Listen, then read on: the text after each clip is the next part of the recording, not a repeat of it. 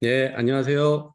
어, 한국사회과학회와 코리아 컨센서스 연구원이 공동 주최하는 콜로퀴엄 네 번째 시간입니다.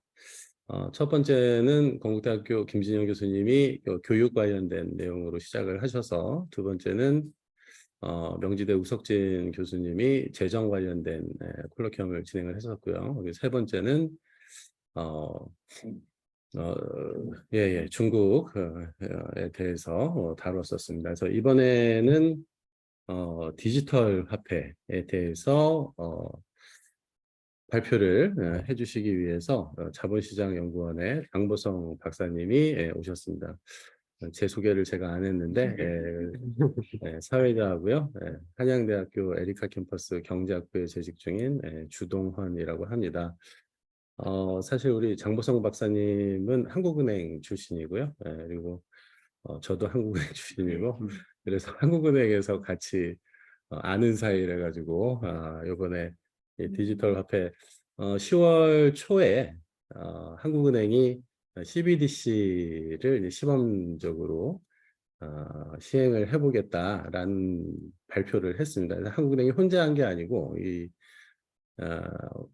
CBDC가 상당히 여러 분야가 관련이 되는 거라서 금융위 부위원장하고 금감원 또 이제 부원장, 수석 부원장 오셔서 공동으로 그 사안에 대해서 발표를 최근에 했었습니다. 그래서 중요한 이슈인데, 그런데 또 사실은 CBDC 이러면은 사람들이 일반인들뿐만 아니고 주변의 경제학자분들도 잘 모르는 경우가 많습니다. CBDC라고 그게 뭐야? 이렇게 얘기를 하거든요. 그래서 우리가 비트코인은 잘 알고 이제 비트코인에서 이제 조금 더 확장돼서 나가면 스테이블 코인 뭐 이런 것도 최근에 뭐 무슨 약간 사기 비슷한 사건도 있고 그래가지고 사람들이 어느 정도 이제 관심을 갖게 되는 부분도 있는데 오늘 그런 것들 관련해 가지고 그래서 이제 디지털 화폐와 주요 이슈 스테이블 코인과 CBDC를 중심으로 해가지고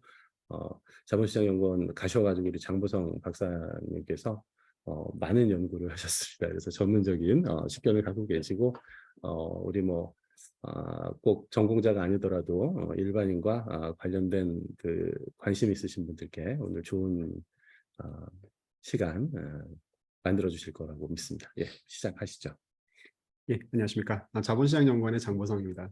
사실 뭐 저는 이 주제를 말씀을 드리는데 내용상 기술적인 측면은 사실 제가 좀 많이 부족하기 때문에 그 부분을 제가 커버하기는 좀 부족하고요.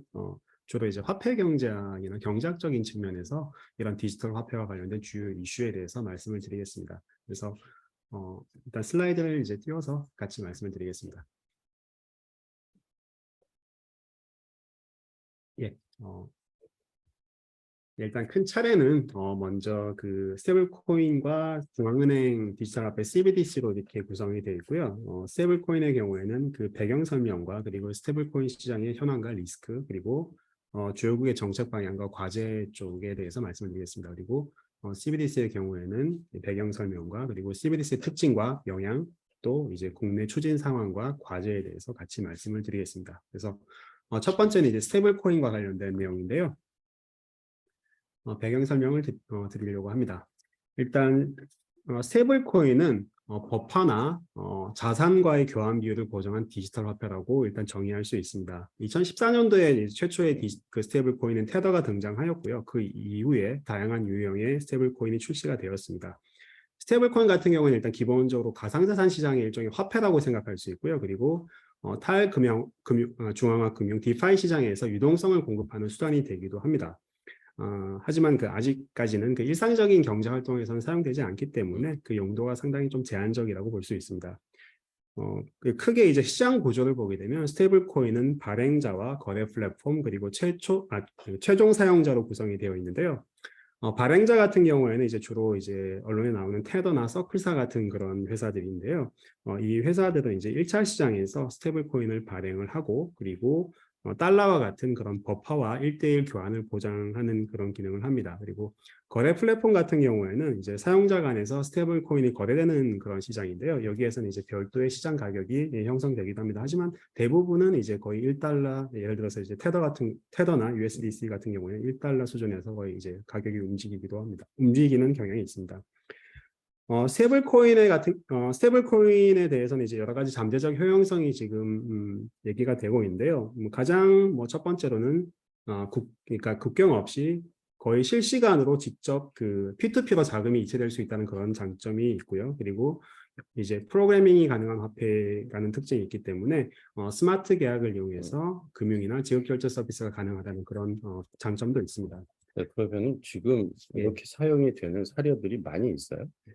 지금은 사실은 일단 거의 그 가상자산 시장 생태계 내에서만 거의 활용이 되고 있고요. 이게 지금 실제로 나와서 사용되는 경우는 지금 많지는 않습니다. 그래서 일단 거의 가능성에 대해서만 지금 계속 논의가 되어 있고, 실제 활용은 아직까지는 그래서 앞서 말씀드린 것처럼 상당히 용도가 좀 제한적인 측면이 있습니다.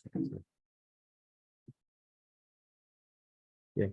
그리고 이제 물론 이제 이러한 장점들이 지금 얘기가 되고 있긴 하지만 여러 가지 지금 리스크도 상당히 좀 큰 것으로 지금 보여지고 있는데요. 일단 잘 아시는 것처럼 테라가 일단 붕괴하면서 이 부분에 대해서 지금 경각심이 많이 높아진 상황이고요. 그리고 이제 테라 이전에도 사실은 스테이블 코인 사업자들의 그 발행자들의 준비자산 부실 문제라든지 전통적인 금융시장으로부터 이게 불안이 파악돼서 나타나는 그런 부분들이 계속 있었기 때문에 가치 안정성이라든지 또 여기서 나오는 그 직간접적인 부작용에 대한 우려가 계속 제기가 되고 있는 상황입니다. 그래서 주요국들이 이제 이런 스테이블 코인의 잠재 리스크에 대응하기 위해서 여러 가지 대응 방안을 마련하는 속도를 내고 있는데요. 이제 예를 들어서 미국의 경우에는 이제 몇 년 전에 아마 재작년일 겁니다. 대통령 직속 그 워킹 그룹을 통해서 정책 연구 결과를 발표를 했고요. 그리고 금년 7월에 그 의회 입법안이 하원을 통과하였습니다. 그리고 EU 같은 경우에는 이와 관련된 이제 법안 미카 법안이 이제 통과가 되고 내년에 이제 발효가 될 예정입니다.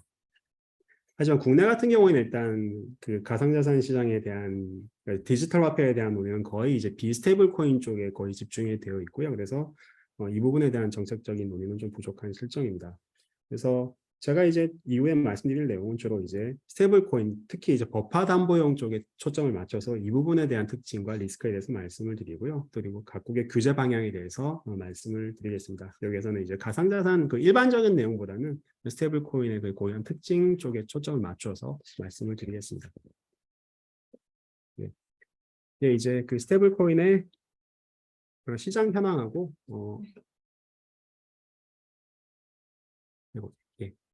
리스크에 대해서 말씀을 드리겠습니다. 일단 시장을 보게 되면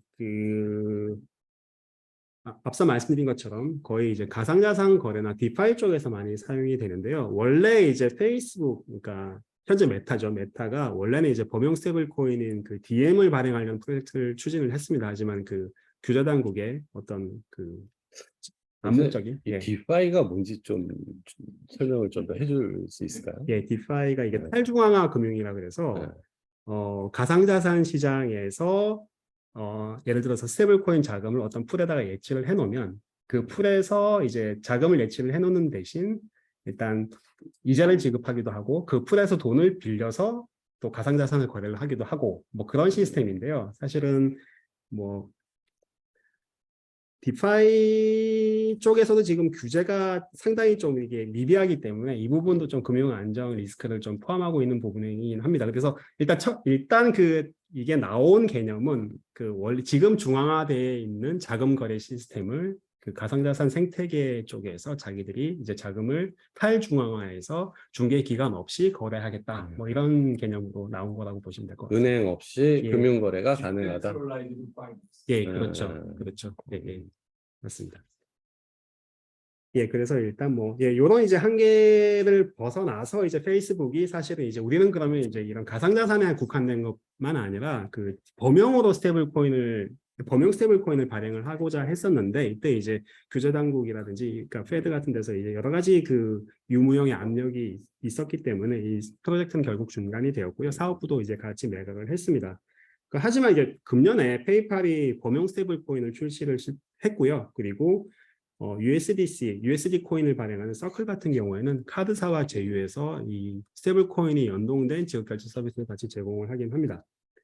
저는 이 중에서 이제 특히 이제 페이팔 쪽에 좀 관심을 갖고 있는데, 페이팔 같은 경우에는 국내에서는 사실 이제 별로 사용자 기반이 그렇게 크진 않는데 전 세계적으로는 사용자 기반이 거의 한 4억 명 정도 되거든요. 그래서 이걸 생각을 하면 좀 어느 정도 파급력이 있을 것이라고 생각이 됩니다. 하지만 아직까지는 그 마켓 쉐어 자체는 그렇게 높지는 않은 편입니다. 예, 그리고 이제 스테이블 코인의 전반적인 시장을 보게 되면 시가총액은 지금 현재 한 금년 8월 말 기준입니다. 1,250억 달러로 한 5년 전과 비교를 해보면 지금 한 40배 이상 늘어난 수준입니다. 그리고 이 중에서 테더가 한 66%로 대부분을 한 3분의 1을 차지를 하고 있고요. 그리고 그 다음에 이제 USDC, 다이라는 그 코인이 차지를 하고 있는데, 이 세 가지 코인을 합치면 거의 마켓쉐어의 90% 정도 되고요. 그리고 전체 가상자산 시장에서 스테이블 코인의 비중을 보게 되면 12% 정도로 그렇게 크지는 않습니다. 하지만 거래는 매우 활발해서, 이게 어차피 가상자산 시장이 화폐이기 때문에 거래가 매우 활발하고, 그래서 2021년도 같은 경우에는 테더의 거래 금액만으로도 S&P 500 전 종목의 거래량을 추월한 바 있습니다. 그리고 앞서 말씀드린 것처럼 일단 스테이블 코인, 거래가 활발하다는 얘기는 그럼 예, 이 테더를 사고 판다는 얘기예요? 아니면 테더가 중개하는 거래가 많다는 거예요? 테더가 테더가 예, 가상자산을 거래하는 데 사용된다고 그랬잖아요. 예.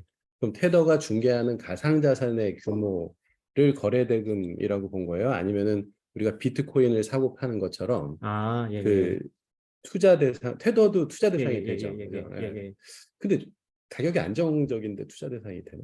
투자 대상이라기보다는 이거는 이제 물론 이제 투자를 할 수 있는 방법이 디파이 시장에서 이제 자기 자금을 예치하듯이 넣어놓고 거기서 이자를 받는 식으로 투자를 할 수는 있고요. 근데 기본적으로는 그냥 그 지급 수단 그 정도로 이해하시면 될 것 같습니다. 테더로 거래한 것의 거래 대금이 S&P 전 종목 추월했다 이렇게 봐야 되는. 테더를 실제로 이제 현금을 테더로 교환하는 경우, 아니면 또 다시 가상 자산을 다시 테더로 교환하는 경우, 이렇게 보시면 될 것 같습니다. 어차피 이제 화폐처럼 이제 하여간 테더가 교환이 된다. 그렇죠. 현금하고도 교환이 되고 그렇죠. 다른 가상 자산하고도 교환이 되고. 그렇죠. 알겠습니다. 그렇습니다.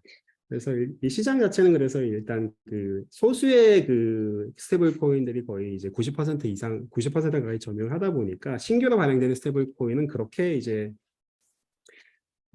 살아남지 못하는 편인데요. 그래서 2016년부터 21년도까지 발행된 스테이블 코인 중에서 약 한 3분의 2 가량은 거래가 소멸되면서 거의 이제 유명무실한 걸로 이렇게 나타났습니다. 이 부분은 이제 미즈락이라는 파이낸스 교수님이 페이퍼에서 발표한 내용입니다.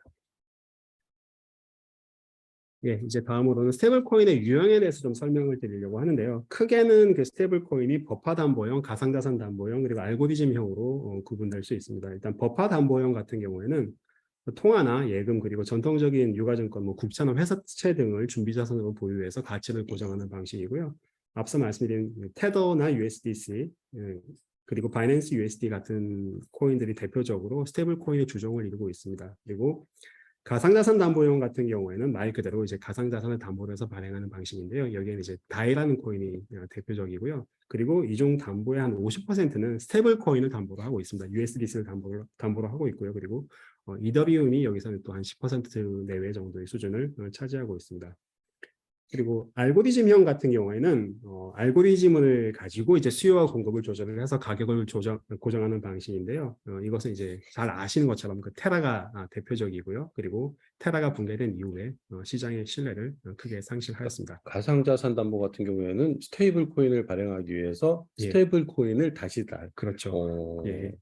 근데 비트코인은 그럼 담보로 잘 안 써요? 비트코인도 담보도 좀 들어가긴 합니다. 들어가는데 지금 오히려 제일 많은 거는 이더리움이 오히려 더 많이 쓰입니다. 그렇습니다. 그리고 이제 앞서 말씀드린 것처럼 이제 스테이블 코인은 가상자산 거래에서의 일종의 화폐로 사용이 되는데요. 그래서 글로벌 가상자산 거래에서 보게 되면 스테이블 코인을 통한 결제 비중은 상당히 높은 수준입니다. 그래서 스테이블 코인인 테더나 USDC, 바이낸스 USD 등을 통한 거래 그 결제 비중을 보게 되면 거의 한 90% 가까운 수준이고요. 반면에 그 통화 즉 달러나 유로를 이용한 결제 비중은 10%에도 미치지 않습니다. 그리고 이런 이제 스테이블 코인을 이용한 가상자산 거래는 거의 이제 대형 전문 투자자 중심이라고 이렇게 분석이 되는데요. 오른쪽 그림을 보시면 여기에 이제 그 테더와 USDC의 투자자 그 구성비를 나타내고 있습니다. 그래서 대체로 이제 8, 90%는 거의 대형 투자자인 것으로 나타났습니다. 누구예요? 대형 투자자. 저도 좀 알고 싶습니다. 대형인데 몰라? 그러니까 사실은 미국 같은 경우에도 사실은 이렇게 네. 큰 회사는 아니지만 네. 그 증권 시장에서도 되게 그 알고리즘 투자자들이 좀 많거든요. 군소 투자자들이 많거든요. 그래서 그런 이제 펀드를 가지고 이렇게 투자하는 그런 사람들이 많거든요. 그래서 아마 대부분 이제 뭐 전자지갑을 통해서 거래를 하기 때문에 그 실체 자체는 사실 뭐 이제 스테이블 코인과 관련돼서 되게 그 데이터가 부족한 이슈가 되게 많은데 도대체 누가 보유하고 있느냐 이런 것들도 상당히 좀 관심을 갖고 있는 그런 이슈입니다. 그래서 데이터 갭을 많이 얘기를 하더라고요. 이쪽 규제 문제에서 데이터가 없기 때문에 어떻게 규제를 할 건지. 그리고 다음은 이제 스테이블 코인의 비즈니스 모델에 관한 내용인데요. 이제 스테이블 코인의 주 수입원은 준비 자산으로부터 이자 수입, 즉 시니어리지라고 생각을 하시면 됩니다. 사실 그 가장 큰 테더 같은 경우에는 공시에서 제대로 안 하기 때문에 그 내부 자료를 잘 알 수는 없는데요. USDC 같은 경우에는 이 사람들이 이제 USDC 만들 서클사라는 회사가 이걸 발행을 했는데 서클사의 CEO가 자기들의 궁극적인 목표는 은행이 되는 거라고 얘기했습니다. 그래서 이제 규제 당국에 상당히 협조를 하면서 SEC 같은데 이제 자기들의 공시를 계속 보고서를 계속 이제 제출을 하거든요. 그래서 그 보고서에 따르면 그 지금 가운데 나와 있는 것이 지금 USDC의 발행사인 서클의 그 손익계산서인데요. 2022년도 상반기에 그 손익계산서에서 수입을 보게 되면 총 수입은 거의 1260억 달러, 70억 달러 정도 됩니다. 그 중에서 이자 수입이 거의 1000억 달러 정도로 한 80%가 총 수입의 80%가 이자 수입입니다. 그리고 SEC에 제출한 보고서에 이렇게 본문을 보게 되면 자기들 사업 비즈니스에서의 대부분의 수익은 이자 수입에서 발생하고 그리고 시장 금리 상황에 따라서 자기들의 레버뉴가 상당히 민감하게 변동할 수 있다. 그래서 결국은 그 이자를 통해서 먹고 사는 그런 비즈니스 모델을 갖고 있다고 보시면 되겠습니다. 다음은 이제 스테이블코인의 리스크에 대해서 좀 말씀을 드리려고 하는데요. 일단 가장 1차적인 그런 걱정으로 가격 안정성이나 버파로의 교환 가능성을 말씀드릴 수 있습니다. 이것은 사실 이제 스테이블코인 자체적인 문제라는 측면에서 내부 리스크라고 말씀을 드릴 수 있고요. 이런 내부 리스크는 전반적인 그 가상자산 시장 상황이라든지 준비금 관리 등에 영향을 줄 수 있습니다. 그리고 이런 그 스테이블코인 자체의 영역을 넘어서 전통적인 금융 시스템이나 이런 부분까지 이제 광범위하게 영향을 미칠 가능성이 있는데요. 이것은 이제 금융안정, 금융중개, 통화정책 뭐 이런 쪽에 이제 부작용을 미칠 수 있고 이것은 이제 외부 효과 측면의 리스크라고 볼 수 있겠습니다. 그래서 이제 내부 리스크 측면에서 제가 좀 이제 사례를 좀 말씀을 드리려고 하는데요. 첫 번째는 이제 테더의 사례입니다. 테더의 사례는 상당히 유명한 사례들이 여러 가지가 있는데요. 테더는 이제 준비자산 운영에서 규모와 구성 측면에서 다 문제가 있었던 것으로 이렇게 계속 지적이 되어 왔습니다. 첫 번째 이제 규모와 관련된 부분인데요. 첫 번째는 그 규모와 관련해서 그 예전에 테더가 관계사인 그 비트파이넥스라는 관계사에 불법 대출을 제공하면서 여기에서 한 8억 5천만 달러 정도의 손실이 발생했습니다. 그래서 이 결과 준비자산의 결손이 발생한 바가 있고요. 그 두 번째는 테더가 비트코인 가격 조작에 테더사가 비트코인 가격 조작이 테더라는 화폐를 그 스테이블코인을 활용하면서 또 준비금의 그 결손이 발생했을 가능성이 또 지적되어 왔습니다. 이것은 저널 오브 파이낸스에 발표된 그 그리펜 앤 샴스의 그 페이퍼에 보면 이 부분이 좀 나와 있는데요. 그 내용을 말씀을 드리면 일단 비트코인 가격이 일단 급락을 하게 되면 테더사가 준비금 없이 테더를 그냥 발행을 합니다. 그래서 그걸 가지고 비트코인을 매수를 하면서 가격을 끌어올리게 되는 거죠. 그리고 이제 그러면 이제 한동안은 준비금이 비지 않겠습니까? 근데 그 이후에 월말 경영인 자기들이 잔고 보고를 해야 되거든요. 네. 그 잔고 보고 할 때는 자기들이 갖고 있는 비트코인을 다시 현금화해서 그걸로 이제 네. 준비금을 채우고 네. 중간 기간에는 이제 준비금이 비어 있는 그런 상황들이 이렇게 음. 상당히 규칙적으로 발생을 한 근데 것입니다. 테더는 왜 비트코인 가격을 부양하고 싶어 하는 거예요, 그럼? 돈 벌려고 그런 거죠. 그래서 쌀 때 사서 비싸게 팔 수 있으니까 자기들이 비싸게 팔면 자기들한테 수익이 되니까 물론 이게 이익이 될지 안 될지는 그러니까 결과적으로 시장이 그렇게 갈지는 모르겠지만 예. 그러니까 쌀 때 사가지고 급락했을 때 사가지고 비싸게 팔아버리면 자기들은 어차피 캐피탈 게인 일단 얻을 수 투자를 있으니까. 하는 거네요. 네, 그렇죠. 비트코인에. 하면 안 되는데 그렇게 하는 거죠. 그러니까 준비금은 없는 상태로. 누가 그래서 하면 안 된다 그러는 거예요, 근데. 예, 그러니까 아니 물론 이제 준비금이 있으면 상관없는데요. 준비금이 없는 상태로 없는 해버리니까 상태에서. 그러니까 사실은 허위 발행이 돼버리는 거죠. 음. 사실은. 예. 그래서 이런 이제 이런 패턴이 계속 이제 보이고 그리고 이런 이제 불법 대출과 그 계속 준비 자산에서 문제가 생겨서 결국은 이제 뉴욕주 법원에서 한 1,850만 달러의 벌금을 부과받았고 그리고 또 살짝 죄송하지만 예.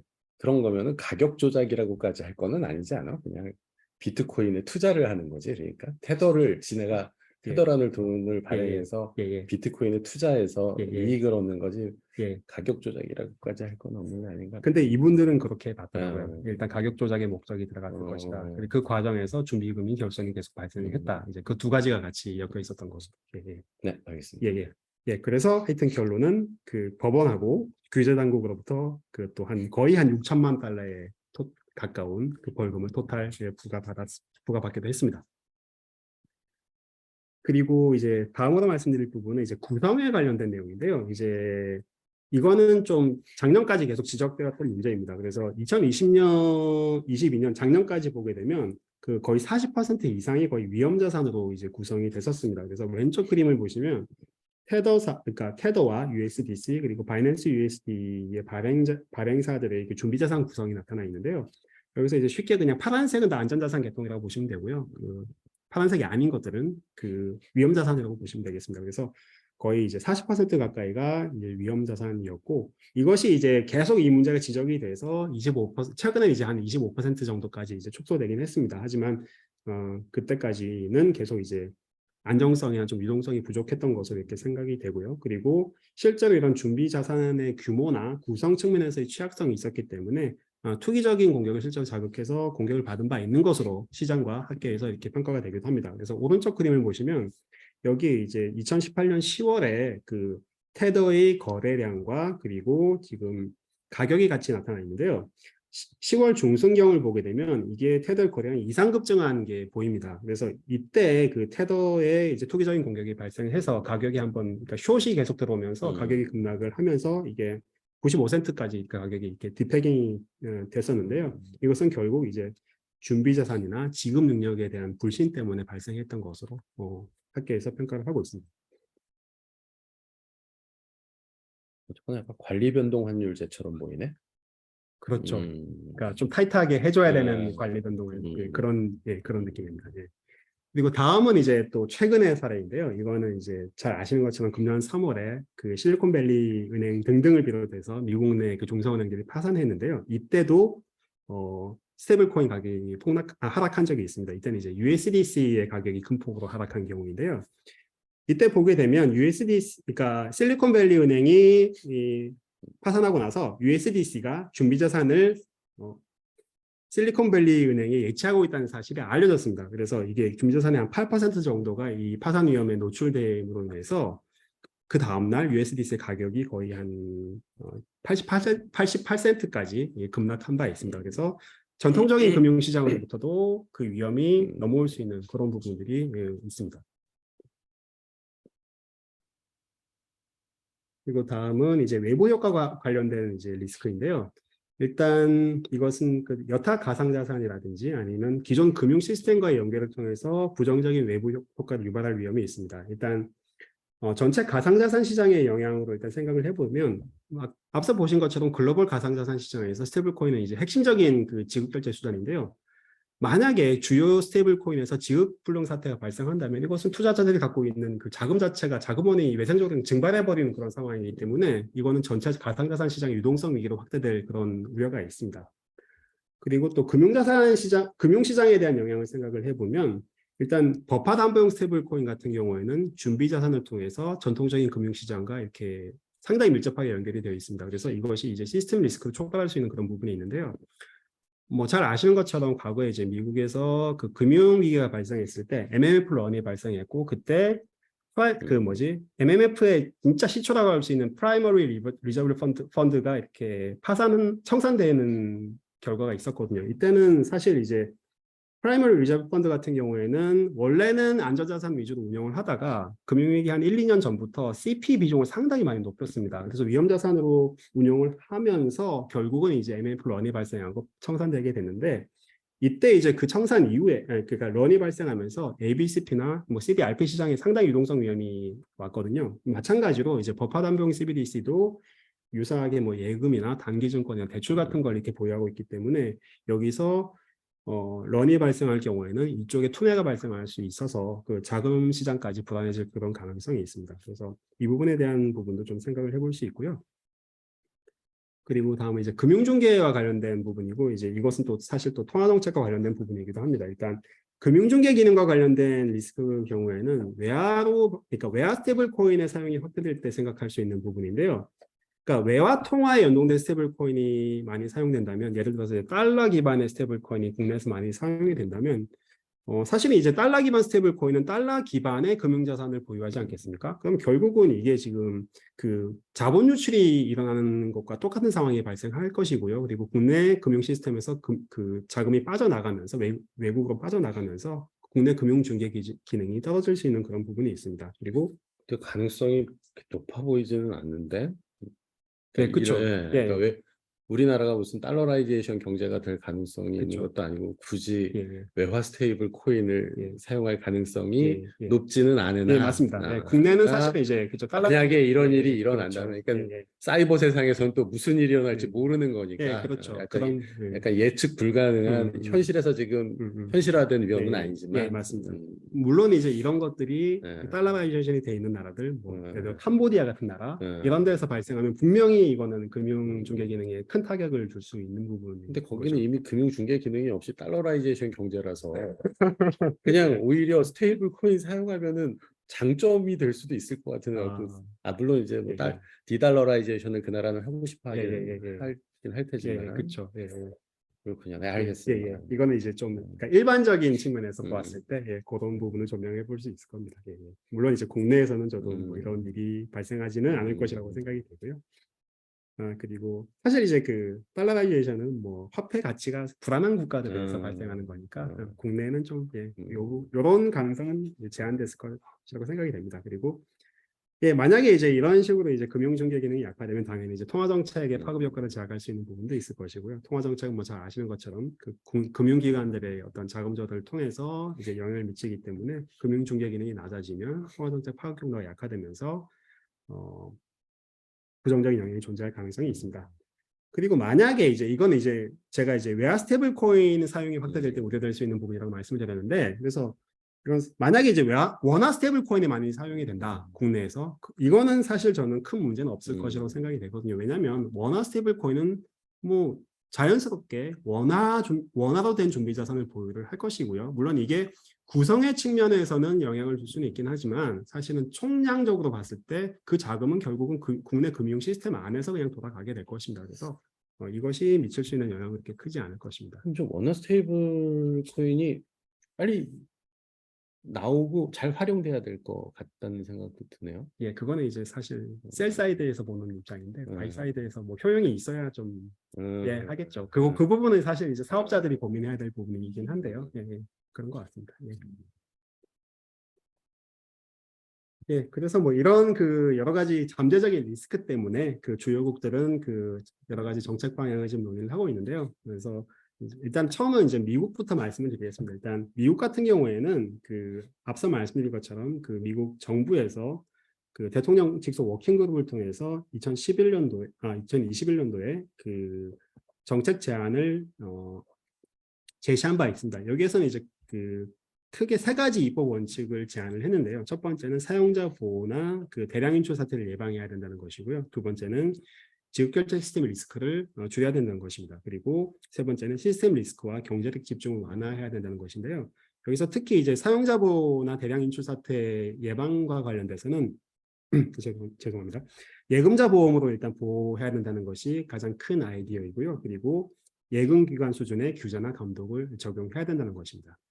아직 이게 법제화 된 거예요? 일단 사실은 이제 법제화 되지 않았나 보네. 법안, 레코멘데이션은 예, 그렇죠. 이건 정부 차원에서 일단 만들어 놓은 거고, 그 다음에 이제 의회 차원에서 지금 얘기가 되어 있는. 이런 규제에 다 엮이면 디센트럴라이즈라는 말이 좀 무색한 거 아니에요? 네, 맞습니다. 예. 어차피 규제 자체가 중앙화돼서 들어오니까요. 예, 맞습니다. 예. 그러니까 완전히 다 은행에 대한 그거랑 거의 은행으로 똑같이 취급하겠다 이렇게 되는 건데 예. 그러면은 그럼 스테이블 코인은 뭐 그렇죠.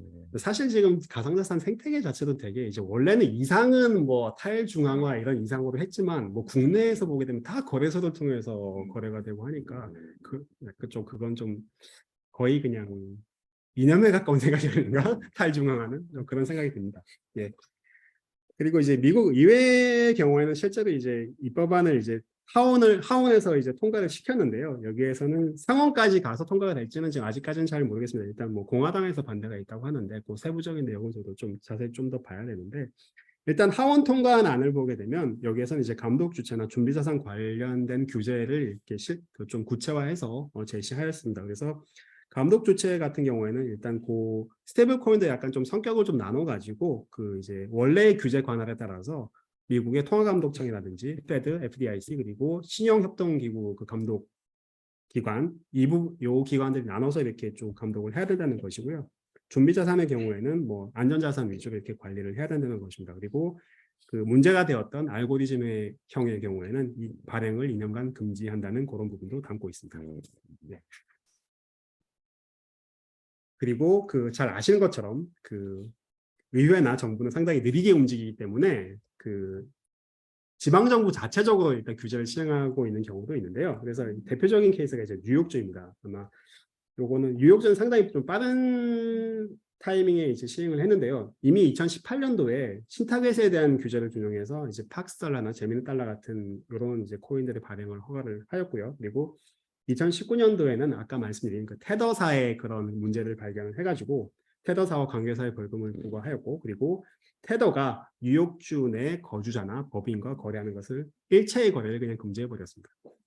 그리고 2022년도에는 그 달러 기반의 스테이블 코인에 대한 어떤 가이드를 발표를 해서 여기에 이제 허가 기준이라든지 상환 의무, 준비금 관리, 감사 등에 관한 지침도 구체화하였습니다. 그리고 지금 상당히 그 빠르게 진행되고 있는 그 국가가 권역이 이제 EU인데요. EU 같은 경우에는 그 미카 규제 법안, 그 마케팅 크립토커런시라는 크립토 에셋이라는 이 규제 법안이 이미 통과가 됐고요. 그 스테이블 코인과 관련된 규제는 내년도 그 상반기 말부터 이제 발효될 예정입니다. 그리고 여기에서는 스테이블 코인을 이제 크게 자산 연계형과 전자화폐형으로 한정을 하였고요. 알고리즘형은 아예 제외해버렸습니다. 그래서 말씀드린 그 자산 연계형 같은 경우에는 그 복수의 법화나 하나 이상의 상품이나 가상자산을 그 벤치마크로 해서 가치를 이제 고정하는 방식이고, 가치를 유지하는 방식이고요. 그리고 그 전자화폐형의 경우에는 지급선으로서 하나의 법화가 벤치마크가 되는 그런 스테이블 코인이라고 보시면 되겠습니다. 그리고 여기에서 이제 담고 있는 주요 내용을 조금 말씀을 드리면 일단 크게는 허가 기준 준비자산 자본에 관련된 내용인데요. 일단 허가의 경우에는 자산 연계형은 일단 신용기관의 발행은 원칙적으로 허용을 하고요. 그리고 이외에는 별도의 허가 사용으로 하였습니다. 그러면은 유럽에서는 은행은 자기네가 스테이블 코인 발행하고 싶으면 자유롭게 발행하는 거예요? 근데 그럼 그렇게 하는 데가 있어요? 그래서? 유럽이요. 유럽은 지금 이제 사실 테더 유로가 있긴 하거든요. 아마 그러면 이제 이 규제를 따라갈 것 같습니다. 근데 사실 테더는 이제 은행은 아니니까. 신용기관이라고 볼 수는 없는 거예요. 근데 이제 글로벌 시장에서 테더, USDC, 다이 뭐 이런 애들이 워낙 하다 보니까 눈에 띄게 저도 이제 그 부분까지는 확인을 안 해봤는데 눈에 띈 섀도를 가진 그런 그 은행이 발행한 스테이블 코인은 없는 것 같습니다. 근데 이제 어쨌든 규제는 지금 이렇게 돼 있다. 그래서 스테이블 코인을 은행이 발행하겠다 그러면 예, 예. EU에서는 예, 예. 그래 뭐 해라 이런 예, 예. 상황이거든요. 시키는 대로만 하면 예, 발행할 수 예. 있게 하는 그렇습니다. 그래서 그리고 또 전자화폐원 같은 경우는 기존에 이제 임원이 사업자들이 이제 발행하는 것을 허용하고 있고요. 그리고 또 이외에는 별도 허가 사항으로 하였습니다. 그리고 준비자산과 관련된 경우에는 일단은 리스크가 아주 낮고 유동성이 높은 금융자산에 한해서 투자할 수 있도록 했고요. 이것은 이제 구체적인 안은 그 유럽 증권시장 감독청인 에스마하고 그리고 중앙은행 협의체가 기준을 설정하도록 하였습니다. 그리고 건전성을 위해서 일단 2% 이상의 자기 자본을 보유할 의무를 부과를 하였고요. 그리고 특히 이제 좀 규모가 큰 그런 중요 발행자의 경우에는 그 금액의 한 1.5배의 자본을 갖도록 하고 그리고 스트레스 테스트도 같이 진행하도록 하겠습니다. 이건 마치 그 바젤에서의 건전성 교자 비슷한 그런 형태의 규제안을 입법화하였습니다. 그리고 이 외에도 이제 감독이라든지 공시 지배 구조와 관련된 부분도 같이 담고 있습니다. 그리고 이제 과제에 대해서 좀 말씀드리려고 하는데요. 일단 그 앞서 말씀드린 것처럼 국내의 경우에는 주로 그 비스테이블 코인 쪽에 집중해서 가상자산 관련된 논의가 이루어지고 있습니다. 일단 미국이나 EU 같은 경우는 이미 이제 두 시장에 대해서 뭐 스테이블 코인과 비스테이블 코인 모두 일단 정책 설계를 같이 진행하고 있는 상황인데요. 그러니까 만약에 이제 뭐 블록체인 기반의 지급 결제가 일반화된다면 이 시장도 좀 확대될 가능성이 아주 없진 않기 때문에 좀 생각을 해봐야 될 것 같습니다. 그리고 지금 뭐 은행 같은 경우에도 신한은행 같은 경우에는 지금 그 해외 성공 관련해서 그걸 좀 편의성을 높이기 위해서 스테이블코인 발행을 좀 검토한다고 많이 알려져 있거든요. 그래서 그런 부분도 있기 때문에 일단 제도적인 좀 그런 뒷받침이 돼야 될 것 같습니다. 물론 제도가 뒷받침하는 건 항상 뒷받침하는 건 아니겠지만요. 그래도 뭐 제도적인 어떤 틀은 갖춰져야 될 것으로 생각이 됩니다. 그 사업자 측면에서 보게 되면 아까 교수님이 말씀하신 것처럼 이제 향후에 이제 사업자들이 어떻게 해야 될까 그 문제인데 이게 지금 국내에서 스테이블 코인이 실제로 의미 있게 사용될 수 있는지에 대해서는 좀 본질적으로 고민을 해야 될 것으로 생각이 되고요. 그래서 뭐 이런 고민이 필요한 이유를 생각을 해보면 일단 국내 가상자산 투자 같은 경우에는 다 은행 계좌 기반으로 되고 있습니다. 그래서 그 은행 계좌 기반으로 이제 거래 플랫폼이 운영이 되고 있기 때문에 스테이블 코인에 대한 수요가 그렇게 높지는 않습니다. 과거에 스테이블 코인이 뭐 이미 좀 상장이 되기도 하고 뭐 그런 부분도 있었지만 그러니까 거의 이제 유명무실한 상태고요. 그리고 일반 지급 결제와 관련한 생각을 해보더라도 뭐 국내 지급 결제 시스템이 이미 고도화되어 있기 때문에 굳이 스테이블 코인을 이용해서 지급 결제를 한다? 그것도 좀 이제 그러니까 어떤 방향으로 해야 될지 좀 그러니까 사업자 입장에서 생각하면 사실은 수요가 별로 없는 느낌이네요. 그럴 수도 있죠. 그래서 스테이블 코인을 발행할 유인 자체가 우리나라는 매우 적은 좀 그런 것도 있습니다. 상황이다. 근데 물론 이제 조금 이제 아까 말씀드린 것처럼 이제 스마트 컨트랙트를 좀 활용을 하면 그 스마트 컨트랙은 사실은 그 스테이블 코인이나 아니면 뭐 CBDC 둘 다 걸리는 그 어떤 장점이라고 할 수 있는데요. 그 부분을 좀 살릴 수 있는 부분은 있을 것 같거든요. 그래서 아까 뭐 시작 전에 그 교수님하고 여담으로 얘기를 했습니다만 예를 들어서 이제 어떤 그 재력가가 죽기 전에 유산을 상속을 하려고 하는데 아들은 좀 방탕하고 돈을 막 수먹는 데 쓰고 그냥 어디 도박에 쓰고 이래가지고 손자한테 온전히 이 돈을 물려주고 싶은데 손자의 교육비로 대학 등록금으로 물려주고 싶은데 그러면 이런 스테이블 코인을 가지고 혹은 디지털 화폐를 가지고 거기다 이제 프로그램을 걸어놓고 이 돈 1억 원은 그 등록금 수납처의 지갑으로만 가게끔 프로그램을 걸어놓고 그걸 이제 유산으로 남겨버리면 그 방탕한 아들은 그 돈을 딴 데로 절대 땡겨 쓸 수가 없는 거죠. 그래서 굳이 뭐 어떤 후견인이라든지 뭐 법률 대리인을 세워서 그 돈을 이렇게 일일이 보내주는 그런 수고 없이 자동으로 그냥 그 돈을 이렇게 락을 걸어놓고 이렇게 딱 필요한 용처에만 갈 수 있게끔 하는 그런 부분이 있을 겁니다. 그래서 그런 뭐 서비스를 생각을 해보면 뭐 가능성도 있을 것이라는 생각이 됩니다.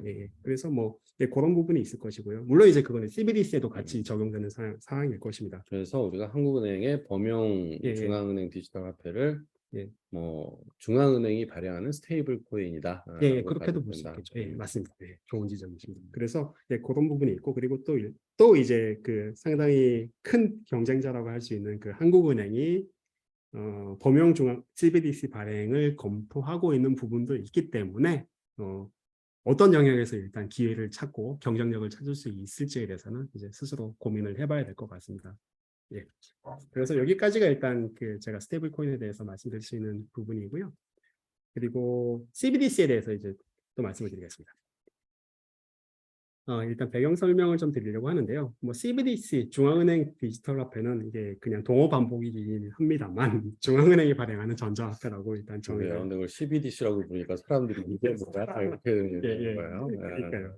예, 그러니까요. 동어 반복이긴 합니다. 그래서 전자화폐라고 정의를 할 수 있고요. 그리고 많은 국가들이 그 여러 가지 기대를 바탕으로 해서 도입을 검토하고 있긴 하지만 같이 그 동시에 우려도 좀 같이 있는 상황입니다. 근데 그래서 사실 이게 그 중앙은행이 뭐 중앙은행뿐만 아니고 예. 금융 거래가 사실은 많이 디지털화돼 있잖아요. 예, 맞습니다. 그래서 예. 예를 들어서 한국은행 지급준비금 같은 경우에도 예. 사실은 디지털 화폐라고 부를 수도 있고. 예, 그렇죠. 예. 사실은 그렇죠. 전통적인 디지털 화폐죠. 그게. 근데 여기서 이제 지금 중앙은행 디지털 화폐다라고 예, 했을 때가 어떤 차별적인 의미를 갖는 건 예, 차별적인 의미를 갖는 건 사실은 범용이 나올 때 차별적인 의미를 예, 가질 수 있는데요. 예, 그래서 이제 우리가 사용하고 있는 그 지폐가 없어지고 음.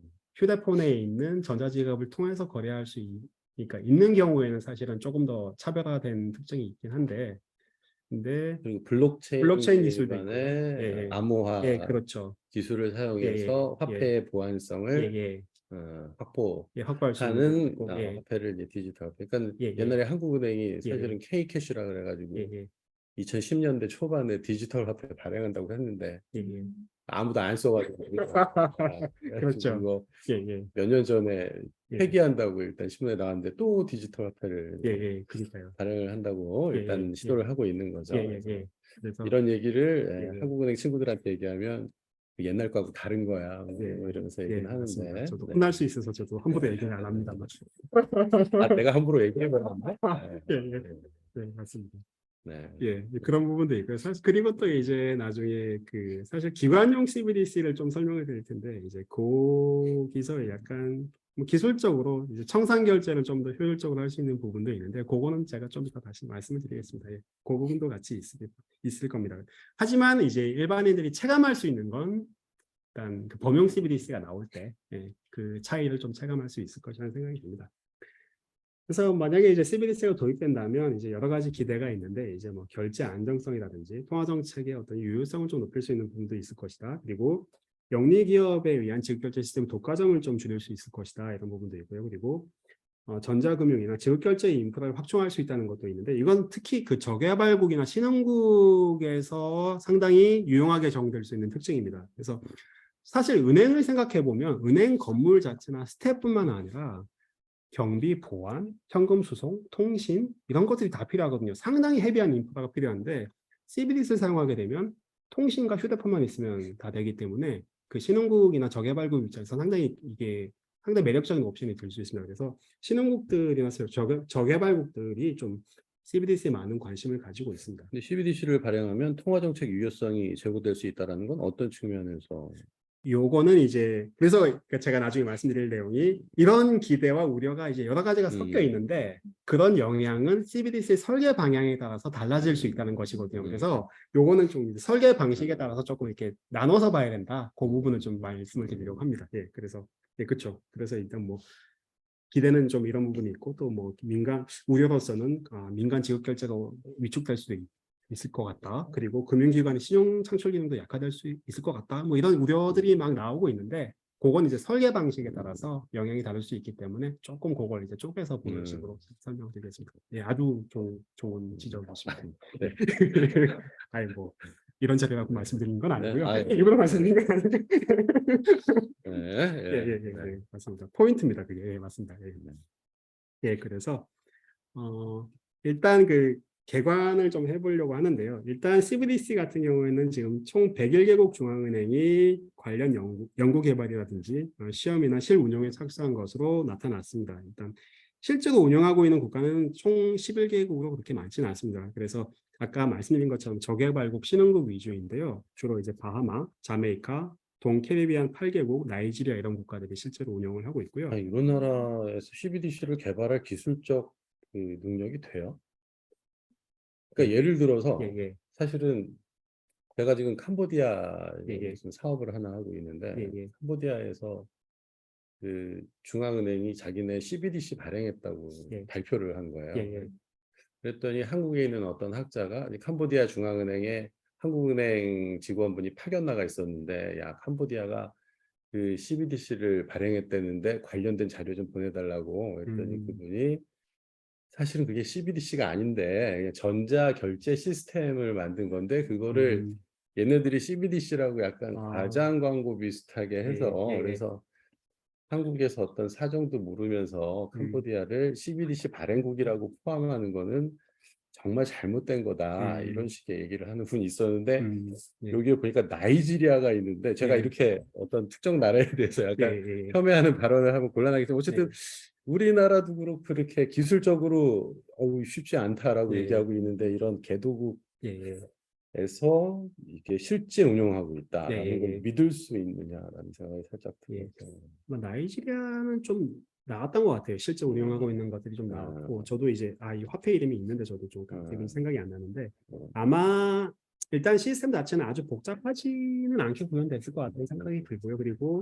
그리고 또 사실 국내에서 개발이 힘들면 뭐 아웃소싱, 그러니까 외국계 기업을 통해서 아웃소싱 했을 가능성이 그럴 것 같아요. 예, 저런 클것 나라들이 같습니다. 해외 여러 번 굉장히 컨설팅을 많이 받는 나라인 것 같거든요. 예, 예, 예. 자기네들이 알아서. 예, 예. 예, 일단 뭐 바이만 할 수 있다면, 그 자금만 있다면 할 수 있는 부분이기 때문에 그런 것 같습니다.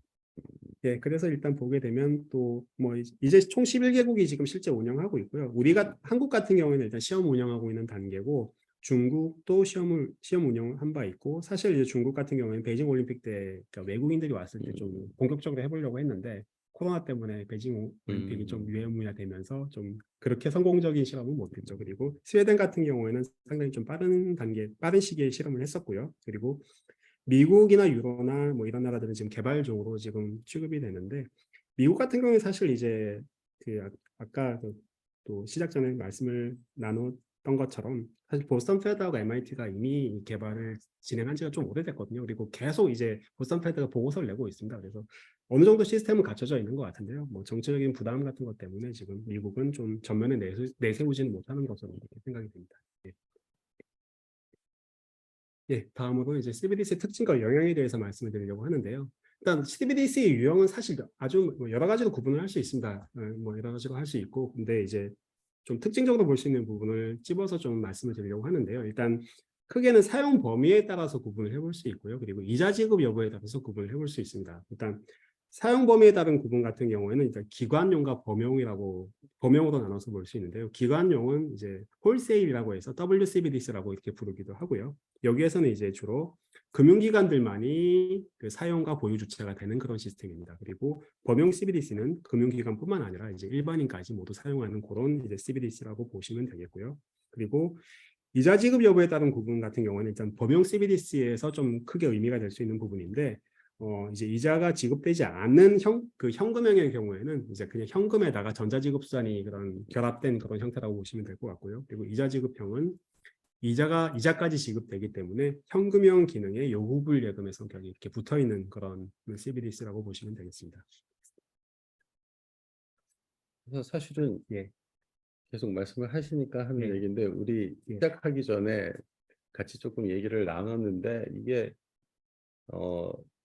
여기에서도 얘기가 되면 좋을 것 같아서, 이게 지금 CBDC에 이자를 지급한다. 그러면 예를 들어서 우리가 현금, 만약에 CBDC가 없는 상황에서 현금 1,000원을 갖고 있으면은 어느 날 중앙은행이 뭐 이자가 1%면은 110원을 이렇게 준다, 이런 건데, 그게 물리적인 화폐에서는 불가능하지만 이 CBDC 전자적인 예, 예, 형태에서는 그냥 쏴주면 되는 예, 거니까, 예, 그러면은 중앙은행은 도대체 돈이요, 일반 시중은행은 이자를 주는 이유가 자금 중개를 통해서 대출을 해가지고 예, 수익이 예, 나는 건데, 중앙은행은 물론 이제 수익이 나는 부분이 있긴 예, 있죠. 예, 저기 그 지금 그 외환 보유액 예, 예, 그 이제 예, 가지고 그 예, 외국에서 운영해서 수익이 나는 건 있지만, 예, 그거 이외에 물론 또 대출도 중앙은행도 대출을 하기는 예, 하죠. 예, 예, 대출을 하는데 그거는 예, 이제 정책적인 목적이 이제 강하고 예, 예, 저금리로 하는 예, 예, 거고. 예, 그래서 이게 이자 지급형을 고려하는 이유가 뭐죠? 그러니까는 왜 돈이라고 해놓고서는 돈에 중앙은행이 발행한 돈인데 이자를 주려고 하는 거예요. 예. 사실은 교수님 말씀하신 것처럼 CBDC에 이자가 지급되면 그 기존에 이제 중앙은행들이 어떤 시니어리티가 많이 줄어드는 그런 측면이 있긴 있을 겁니다. 근데 뭐 사실 CBDC에 이자 지급을 한 케이스는 실제로 없는데 그냥 이론적으로 연구를 한 사람들은 이걸 통해서 통화 정책의 유효성을 높이기 때문에 뭐 GDP라든지 물가 안정에 상당히 큰 영향을 좋은 영향을 줄 때 클지는 모르겠지만 좋은 영향을 줄 수 있다. 그런 사회적인 편향이 있기 때문에 할 수 그래서 있다. 금융시장을 통해서만 예, 예, 이자율 정책을 하는 게 아니고 예. 사람들이 현금을 갖고 있어. 근데 예, 거기에다가 내가 이자 줄게 이러면 예. 안 쓰고 들고 있으면 이자 줄게 예. 이럴 테니까는 안 쓸 거고 예. 그러면은 예. 경기가 너무 과열돼 있을 때는 예. 그런 식으로 해서 경기를 줄이는 예, 맞습니다. 역할도 할 수 있다고 그렇죠. 이론을 예, 그렇죠. 얘기하는 사람들은 그렇죠. 얘기한다 이거죠.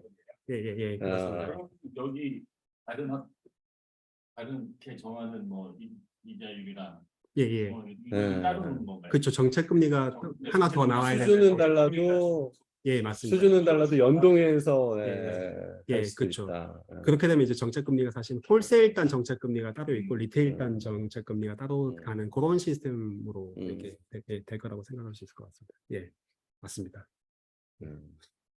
짝퉁을 좋아하는 경제학자들한테 이게 현실적으로 뭐 금융 CBDC에다가 이자 지급한다는 거는 쉬운 일은 아닌 것 같은데. 예. 사실 근데 좀 나중에 말씀드리겠지만 범용 CBDC가 도입됐을 때 이게 존립의 근거를 생각을 해보면 사실은 좀 이자가 없는데 굳이 왜 쓸까 이런 문제가 나중에 이제 귀결될 수 있다. CBDC를 쓰게 만들려면 이자를 또 줘야 된다. 아예 그럼 CBDC가 발행이 안 될 수가 있는 상황이니까. 아니 근데 아까 그 이게 일종의 스테이블 코인이라고 그러면 CBDC도 프로그래머블 하게 만들면 그러면은 그렇죠. 그런 이제 핀테크 측면에서의 편익도 있을 수 있는 거죠.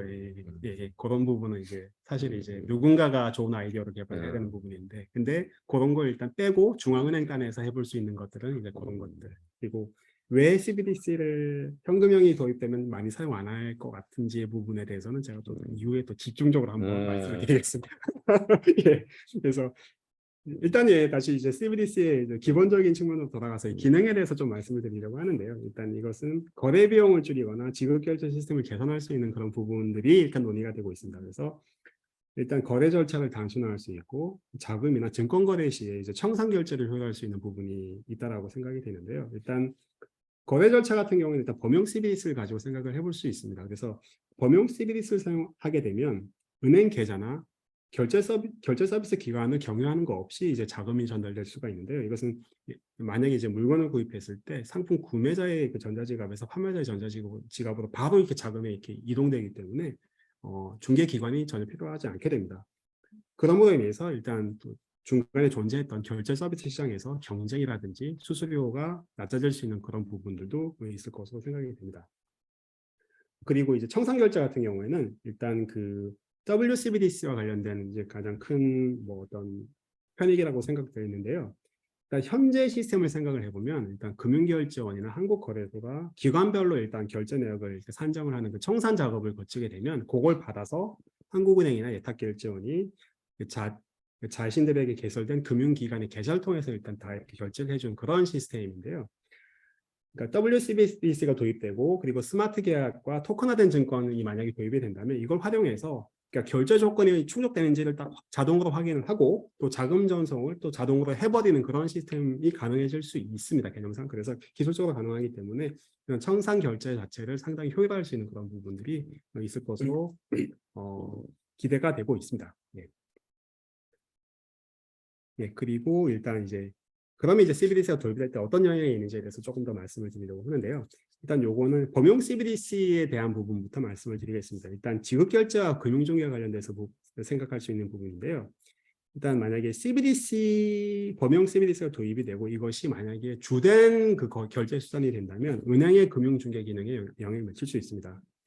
그래서 일단 그 왼쪽 그림을 보시면 이제 왼쪽 그림이 조금 흐리긴 한데요. 일단 기존 전자지급 수단을 이용한 결제를 되게 간략화해서 단순화해서 표시를 한 건데 일단 궁극적으로 이제 임원이나 계좌이체 카드 같은 걸로 결제를 하게 되면 우리가 물건을 사게 되면 그 결제 대금은 궁극적으로는 은행에서 은행으로 이렇게 이동하는 시스템이 됩니다. 그래서 그러면서 또 이제 그런 잔액들이 은행 시스템 내에 머무르면서 그것들이 또 이제 대출로 활용되면서 금융중개를 할 수 있게끔 해주는데요.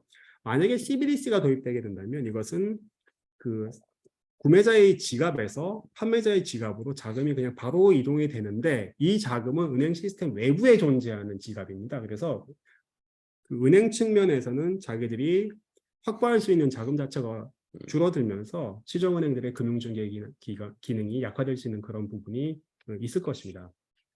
그래서 이게 이제 금융중개와 관련된 또 한 가지 우려점이라고 생각할 수 있는데요. 하지만 저는 이제 범용 CBDC가 도입된다고 해서 이것이 과연 사용까지 보장할 수 있을 것인가는 다른 문제라고 생각을 합니다. 그래서 이것은 좀 단정하기 어렵다고 생각이 되고요. 이건 직관적으로도 분명히 좀 그렇게 생각이 되고요. 그리고 또 뭐 여러 연구자들이 생각을 해본 결과 뭐 여러 가지 지급결제선이 잘 발달된 국가들의 경우에는 어차피 현금도 사용이 많이 안 되고 기존의 시스템이 워낙 또 편리하기 때문에 대체하기 힘들 것이다 이렇게 보는 것이 대부분의 의견이고요. 그리고 그래서 이제 다 상당수의 연구들을 보게 되면 그 CBDC가 도입될 때 미치는 영향을 보는 경우에 CBDC 도입 자체가 아니라 이자 지급이 되느냐 마느냐를 가지고 영향을 보는 경우가 상당히 많습니다. 그래서 그런 부분을 생각을 해볼 수 있기 때문에 일단 이자 지급형과 현금형에 관해서 일단 좀 말씀을 드리려고 하는 거고요. 그래서 일단 이자 지급형 CBDC의 영향에 대해서 그래서 그런 의미에서 좀 말씀을 드리려고 합니다. 그래서 이자 지급형 같은 경우에는 그 지금 ECB에서 좀 내용을 말씀드리면 ECB에서 지금 이제 한국은행으로 치면 결제국장으로 계시는 그 빈세이라는 분이 CBDC가 의미 있게 사용되기 위해서는 이자 지급형이 인센티브 측면에서는 바람직하다 이렇게 말씀을 하신 적이 있고요. 제가 생각을 해봐도 그렇습니다. 일단 사실은 지금 우리가 지금 금융거래나 지급결제를 하는데 그 예금에 걸려 있는 것들이 상당히 많거든요. 그래서 생각을 해보면 제가 이제 급여를 받을 때 007 가방에 받는 게 아니지 않습니까? 일단 급여이체 통장을 통해서 받게 되고요. 급여이체 통장에 연결된 신용카드 대금, 그리고 공과금, 아파트 관리비, 그리고 여러 가지 휴대폰, 아니면 또 제가 납부해야 될 세금 또는 그 대출금 상환 이런 것들이 다 지금 은행 계좌에 다 엮여 있고요. 그리고 제가 또 그런 급여 계좌를 갖고 은행 계좌를 갖고 있음으로 인해서 대출을 받을 때 그 우대금리를 받기도 했습니다. 그래서 이런 모든 그 연관관계를 다 끊어버리고 그 은행 계좌를 다 받아버리고 CBDC로 넘어간다. 이건 되게 상상하기 힘든 상황이라고 생각이 되거든요. 그래서 이런 그 기존의 그 은행에 연결되어 있는 여러 가지 그 지급결제라든지 금융을 생각을 해보면 단순하게 CBDC가 도입됐다고 해서 사람들이 CBDC를 사용할 것이라고 보기는 어려울 것 같습니다. 그래서 뭔가 CBDC가 편익을 제공을 해줘야 사람들이 사용할 수 있을 것이라는 생각이 되고요. 그래서 그 말씀드린 그 ECB에서 이분이 말씀하신 것처럼 뭐 인센티브 측면에서는 이자 지급형이 도입되는 것이 맞을 것이다라고 그래서 본 것 같습니다. CBDC를 사람들이 사용하게 만들려면 이자를 줘야 된다는 건데 예.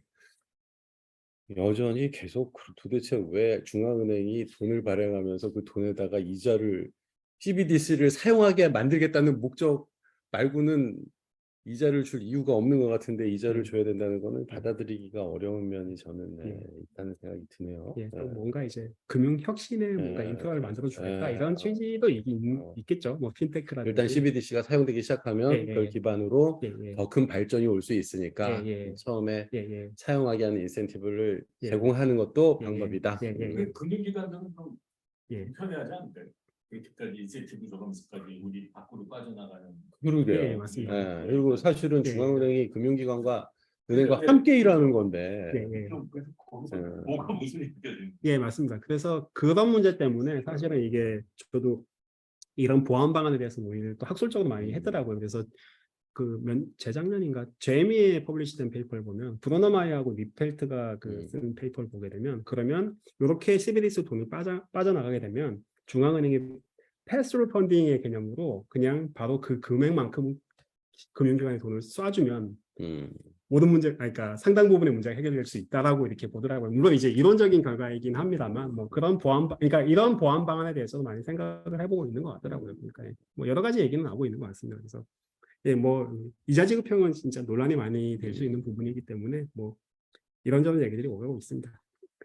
예, 그래서 만약에 이제 이자 지급형이 도입이 된다면 이제 어떤 영향을 줄 수 있느냐 이렇게 생각을 해보면 통화정책 측면인데요. 예, 통화정책의 외연이 확대될 수 있다는 부분이 있습니다. 그래서 현재 이제 생각을 해보면 우리가 갖고 있는 보통예금 같은 경우에는 그 예금 금리가 정기예금에 비해서는 상당히 경제적입니다. 하지만 뭐 이자 지급형이 도입될 경우에는 CBDC가 요금 이런 그 보통예금이나 요구불 예금을 대체하는 저축선이 일단 될 수 있는 측면이 있고요. 그래서 CBDC에 부과되는 정책 금리가 기존 요구불 예금에 흡수됐던 유동성에 상당 부분 이제 영향을 줄 수 있게 될 것입니다.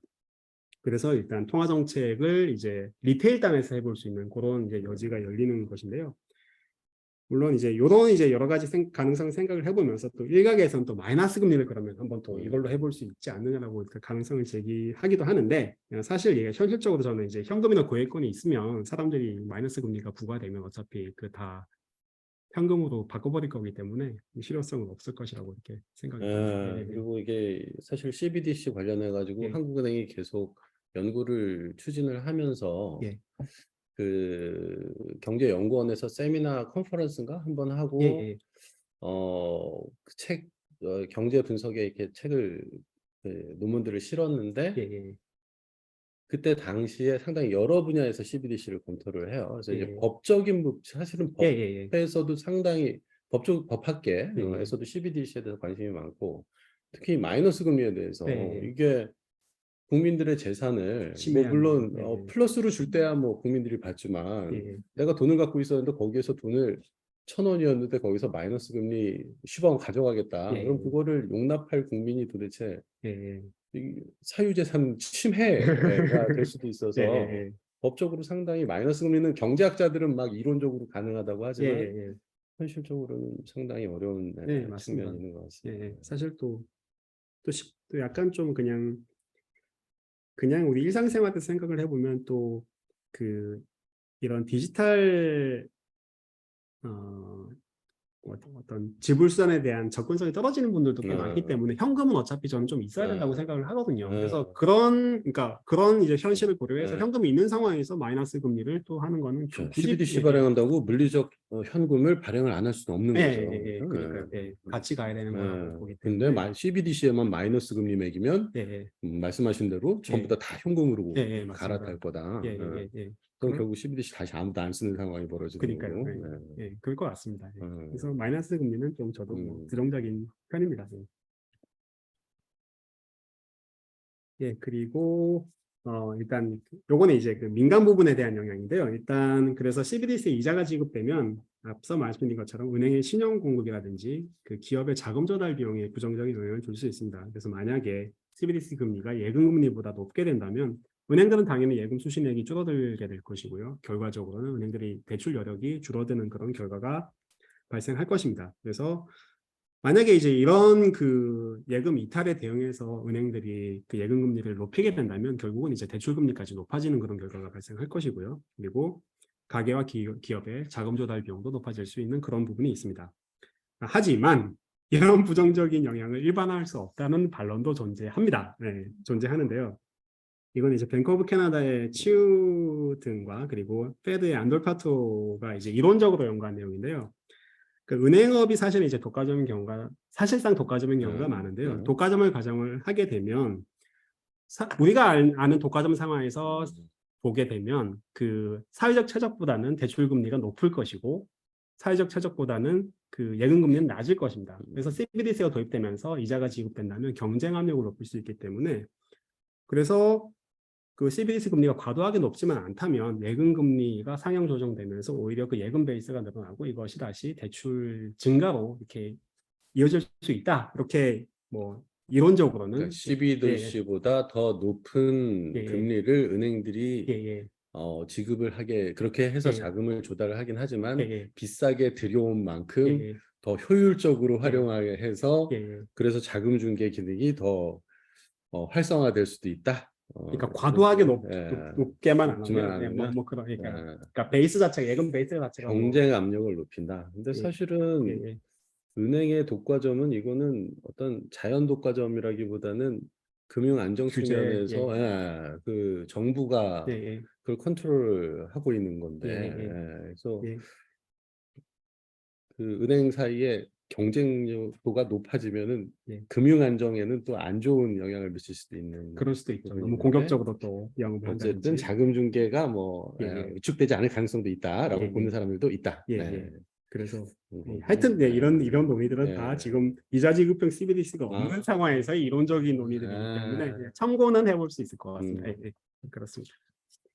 예, 음. 그러니까 뭐 좀 균형을 가지고 이렇게 바라본다면 예, 이런 부분도 같이 봐야 될 것 같습니다. 예. 예, 다음은 이제 국내 추진 상황과 과제에 대해서 말씀드리려고 하는데요. 일단 한국은행의 CBDC 프로젝트에 대해서 좀 말씀을 드리면 얼마 전에 발표했었죠. 그래서 한국은행이 지금 금감원 금융위와 공동으로 내년 말까지 활용성 테스트를 지금 시행할 예정이고요. 여기에는 이제 중심은 WCBDC, 그 기관용 CBDC입니다. 그리고 참여 기관의 예금 토큰과 연계해서 실험한다는 계획인데요.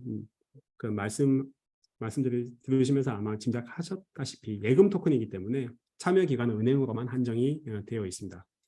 그리고 범용 CBDC 같은 경우에는 주요국의 동향이라든지 사회적 합의를 고려해서 추진한다는 입장인데요. 일단 이것은 뭐 미 연준이 범용 CBDC를 도입하느냐, 그리고 달러 CBDC가 해외에서 사용될 수 있느냐, 그런 여부들이 상당히 많은 영향을 줄 것으로 생각이 됩니다. 하지만 그렇다고 이제 손 놓고 있는 건 아니고요.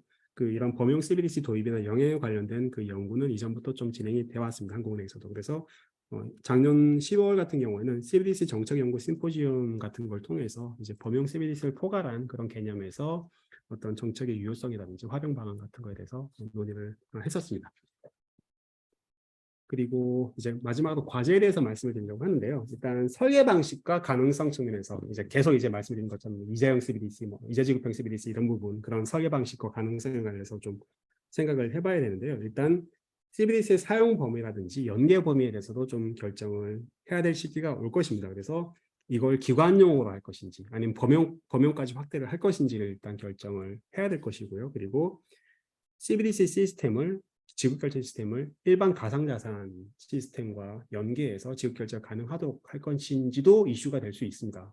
그러면 사실 스테이블 코인이 설 자리가 상당히 많이 줄어들 수 있겠죠. 네. 그 부분도 좀 파급력이 있을 것이고요. 그쪽 생태계 쪽에서는.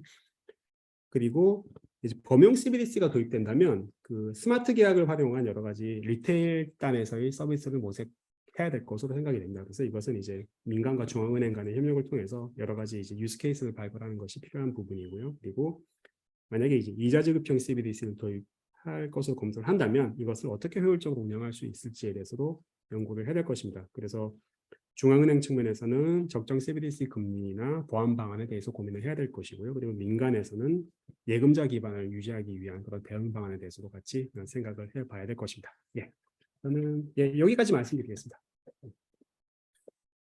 예. 그 발표 감사드립니다. 네. 그 여러 가지 재미있는 얘기 잘 들었고요. 네. 그래서 사실 그 이전 콜로퀴엄은 목요일 날 보통 진행했었고 금요일 날 진행했었는 네, 목요일 금요일 진행하면서 저희 학회 회원님들과 KCI 회원님들이 같이 참여할 수 있는 이제 그 여건이 좀 됐었는데 오늘 박사님 사정, 장보성 박사님 사정과 또 이제 사회자인 제 사정까지 감안해가지고 갑자기 수요일 날 진행을 하게 돼서 오늘 현장 참석은 많이 이제 못하셨습니다. 그래서 이전 콜로퀴엄에 비해서 얼만큼 그 활발한 우리 또 이제 발표 이후에 논의가 진행될 수 있을지 조금 걱정이 되는 면이 있기는 있는데, 뭐 저기 제 처 들어와 있는 겁니다. 제 처.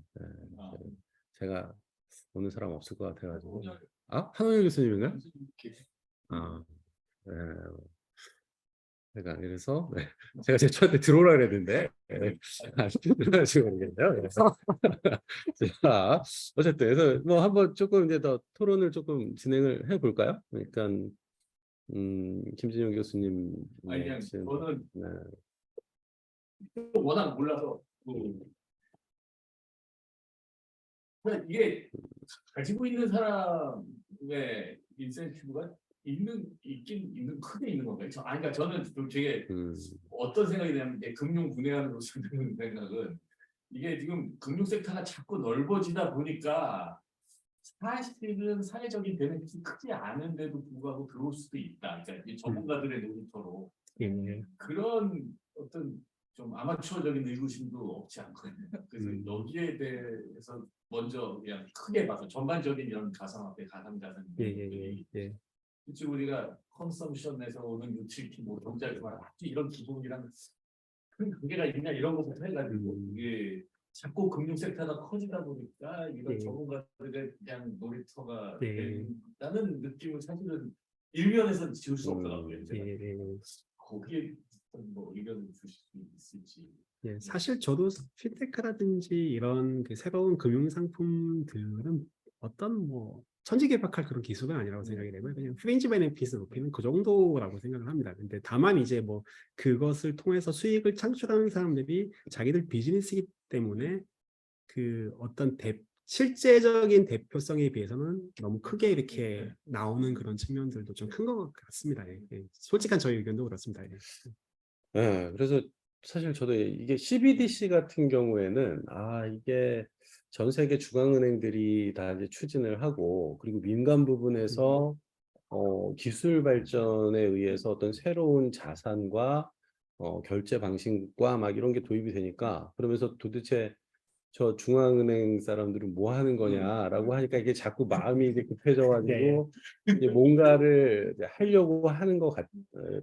근데 해보려고 해보니까 사실은 이게 큰 실익은 없는 거 아니냐라는 의견도 이제 없지 않아요. 근데 이제 네. 그런 가운데 사실 오늘 제가 이제 들으면서 느낀 거는 스테이블 코인 같은 경우에는 저는 스테이블 코인을 그 처음 얘기를 들은 게 그 스테이블 코인 사실 그것도 안 된다고 봤어요.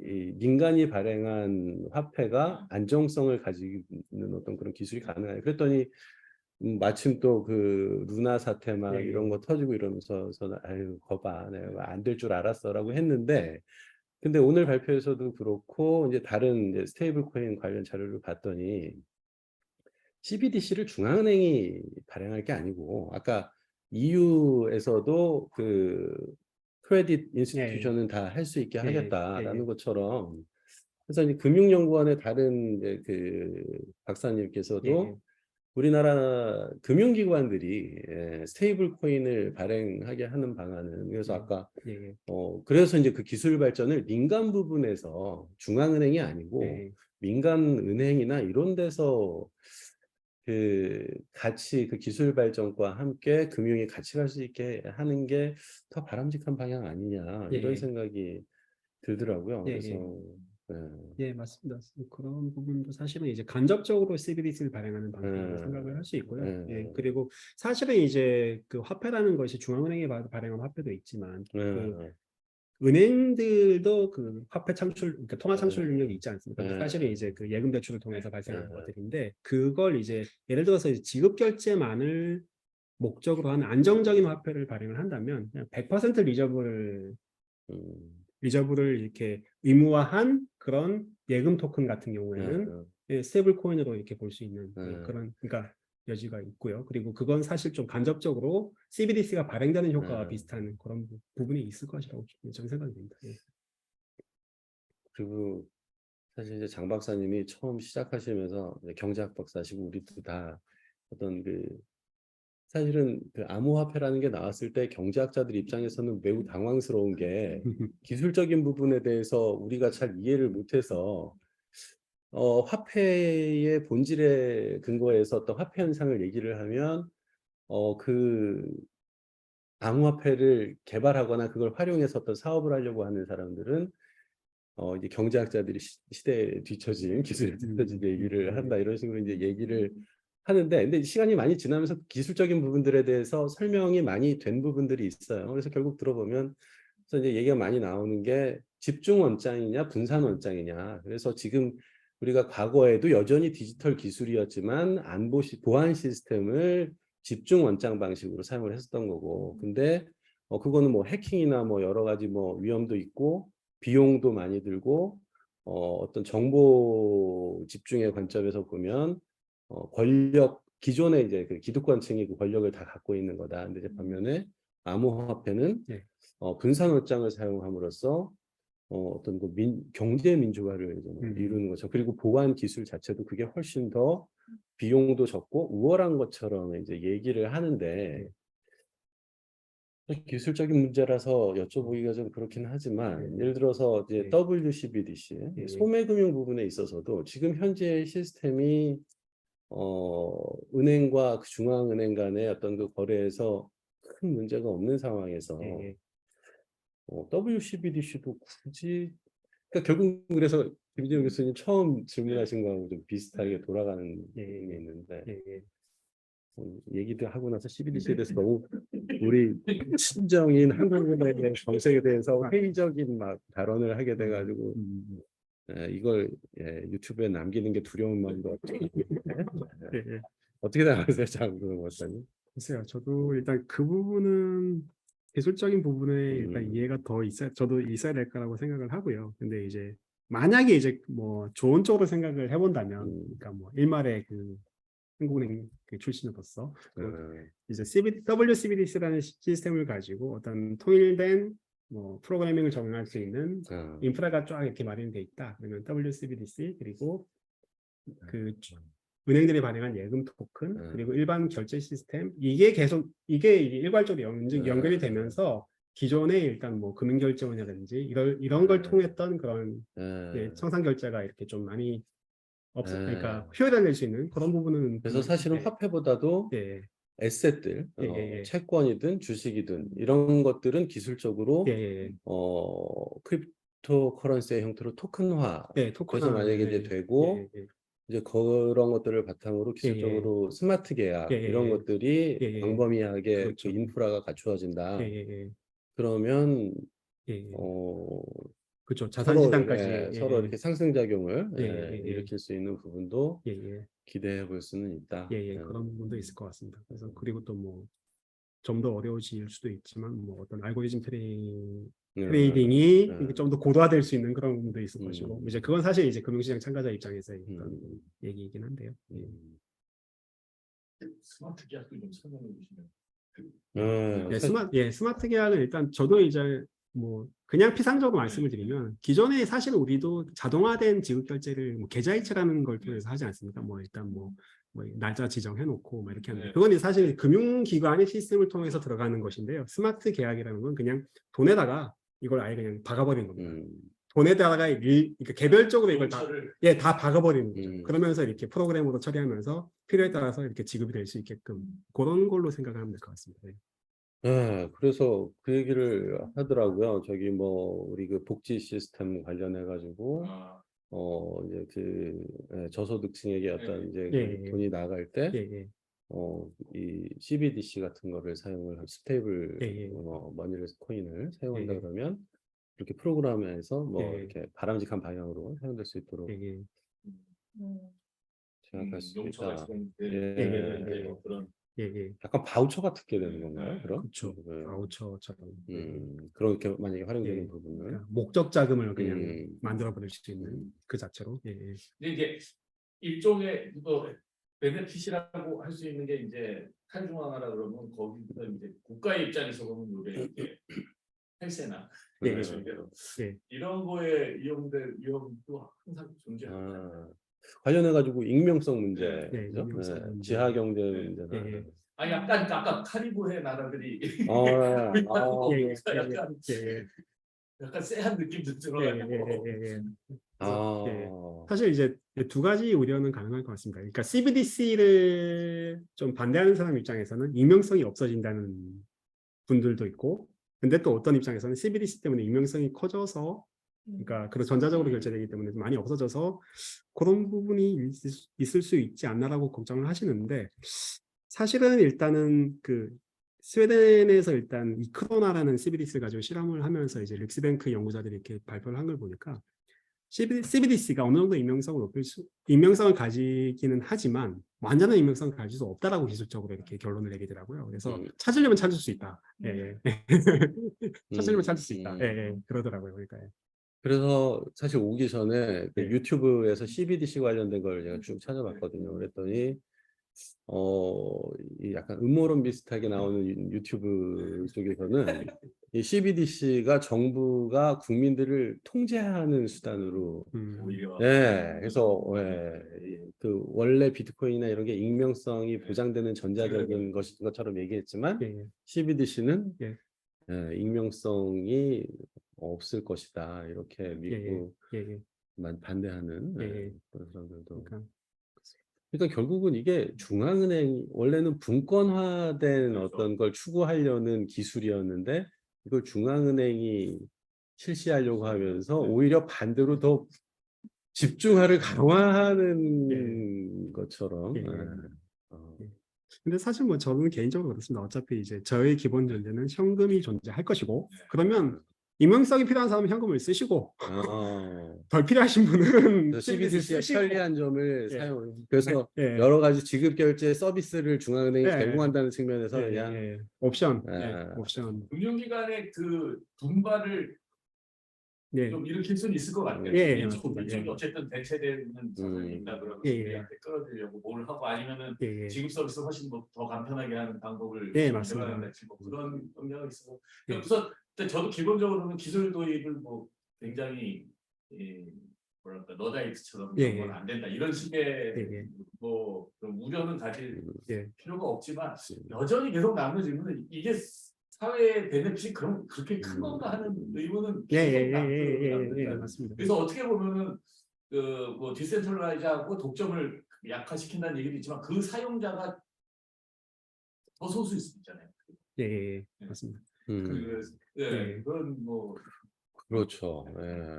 프로그래머블 머니를 사용할 수 있는 그런 일도 사람이 지금 예. 카드나 핸드폰도 나이 드신 분들은 금융소외 현상에 노출이 되는데 현금은 예. 엄청 오래 남을 것 같아요. 예. 맞습니다. 예. 그렇죠. 예. 그래서 그 발표 이후에 그 논의를 했고요. 아주 적당한 시간으로 오늘 됐던 것으로 생각이 됩니다. 예. 뭐 온라인으로 참여하신 분들이 없기 때문에 보니까 저 한웅열 교수님 맞는 것 같아요. 그래서 온라인으로 참여해서 뭐 질문도 한웅열 교수님 맞죠? 뭐 질문 없으세요, 한웅열 교수님? 네, 없습니다. 아니, 그냥 한 가지 소감은 약간 중앙은행이 조금 한가한 것보다 하는 느낌. 농담이고요. 이거는 편집해서 자르시고. 아니, 그냥 그건 농담이고, 그래도 뭘 만들어 놓으면 또 그 자체로 또 쓰임새도 생길 수도 있으니까 그냥 좀 지켜보 또 필요하다 생각이 드네요. 오늘 고생 많으셨습니다. 그러면은 네 번째 그 한국사회과학회와 코리아 컨센서스 연구원이 주최한 콜로퀴엄을 이상으로 마치도록 하겠습니다. 감사합니다.